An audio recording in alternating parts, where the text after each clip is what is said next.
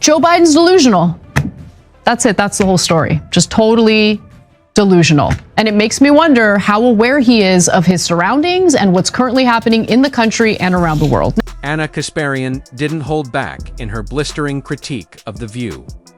Responding to the show's recent interview with President Joe Biden, the Young Turks co-host slammed Whoopi Goldberg and Joy Behar for lobbing softball questions and failing to hold the president accountable. Kasparian's frustration was palpable as she called out the hosts for glossing over major domestic and international issues, allowing Biden to indulge in what she described as delusional optimism about beating Trump. But her criticism goes beyond just one interview. It's a pointed warning about a Democratic Party increasingly out of touch with the very voters it claims to champion. I don't give a damn about the cast members of The View, okay? The cast members of The View aren't actually curious or interested in what's happening in the country, constantly share how unknowledgeable they are about important issues that they opine on a regular basis. Like, I'm not interested in The View. What I am interested in is understanding if Biden is that delusional right now, who is making the decisions in this country? Is he aware of what's happening in Gaza or Lebanon? Not a lot of evidence. Or the West? The segment was awkward, tone-deaf, and at times outright surreal as President Biden rambled through a series of softball questions. Even longtime Democrats winced. Anna Kasparian wasn't about to let it slide. She ripped into The View's hosts for acting more like publicists than journalists, slamming them for squandering a rare chance to press the president on urgent, real-world crises. Her criticism cut deep, aimed squarely at their unwillingness to challenge power refusal. That felt more like performative backpatting than any real pursuit of truth. Do you think had you stayed in the race, would you have won? Yes. Yeah. I was confident I would beat Trump. Joe Biden's delusional. That's it. That's the whole story. Just totally delusional. And it makes me wonder how aware he is of his surroundings and what's currently happening in the country and around the world. Now, he made clear today, while appearing on The View, that he genuinely thought that if he remained in the race, he would beat Donald Trump, despite all of the evidence to the contrary. We're going to show you the evidence in just a second. But before we do, let's get to what he had to say about Pelosi pushing him out. We all agree at this table it's very selfless of you to pass the baton and step aside. There was a perception that perhaps your hand was forced, and some pointed fingers to Speaker Nancy Pelosi, who you have a long relationship with and accomplished many things with. Did you feel that your hand was forced, and what is your relationship with Speaker Pelosi now? Our relationship is fine. Look, I never fully believed the assertions that somehow there was this overwhelming reluctance of my running again. I didn't sense that. And although the polling, as I said, Biden's polling was different, the fact of the matter is my polling was about, we're always within range of beating this guy. Yeah. And,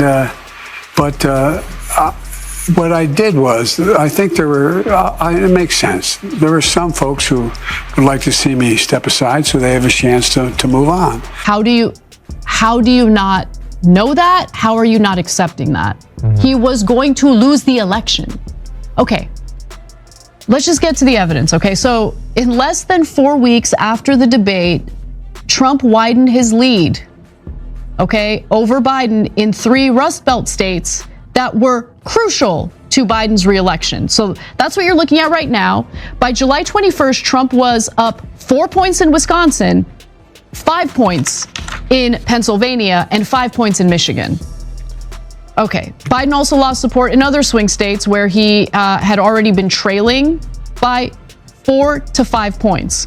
So take a look at this. By July 21st, Trump was up 6 points in North Carolina and up 7 in Arizona, Georgia, and Nevada. National polling after the debate also had Trump in the lead. I mean, we covered all of this, much to the chagrin of some of the audience members who were like, you're being too mean to Biden. Okay, go ahead. Yeah, we're being mean to Biden by telling you what the polls are saying. Like, you either want to live in reality or you want to live in La La Land, okay? Where everything that you want magically happens. The world doesn't work that way. So, in July, New York Times and Siena College. What really set Kasparian off was Biden's bold claim that he can still defeat Trump if he stays in the race. To her, that's not just misguided, it's delusional. She pointed to polling that shows Trump ahead in the key swing states that secured Biden's 2020 victory: Wisconsin, Pennsylvania, Michigan, Arizona, and North Carolina. Yet instead of grappling with this sobering data, Democrats appear to be clinging to a dangerous optimism. Kasparian sees it as part of a deeper denial within party leadership, one that favors comforting narratives over confronting the political reality staring them in the face. But how many cast members of The View were included in that polling? I don't give a damn about the cast members of The View, okay? The cast members of The View aren't actually curious or interested in what's happening in the country, constantly share how unknowledgeable they are about important issues that they opine on a regular basis. Like, I'm not interested in The View. What I am interested in is understanding if Biden is that delusional right now, who is making the decisions in this country? Is he aware of what's happening in Gaza or Lebanon? Not a lot of evidence. Or the West Bank? The Farrah Griffin, yes. I think it was. It was a good question. I mean, look, they could have just not asked about it at all. It could have been a total puff piece, but she brought up a contentious thing. Were you pushed out? What's your relationship with Nancy Pelosi? I think that's good if you have Biden there. It wasn't just like, oh, you're the best, you're amazing, thank you for everything you've done. I thought that was good. I don't know that him saying it there proves that he's delusional, because him saying it there doesn't prove that he believes it. I think he almost has to say it, whether he believes it or not. He believes it. I agree. I believe that he believes it, and that's crazy. That's crazy. Look, if he had stayed in, it is possible that things could have tightened up a little bit, a couple of points. He would probably still be trailing, even in that case. It's possible things could have gotten even worse following the 2 assassination attempts, or the one real one, one fake one. But not fake. I mean, like, attempt of an attempt. I'm not saying it was fake. So no, he's like, I don't know why people. But Kasparian's criticism goes far. Beyond Biden, she's taking aim at the entire Democratic establishment. She accuses the party of hiding behind anti-Trump rhetoric while failing to present a clear or compelling vision for the country.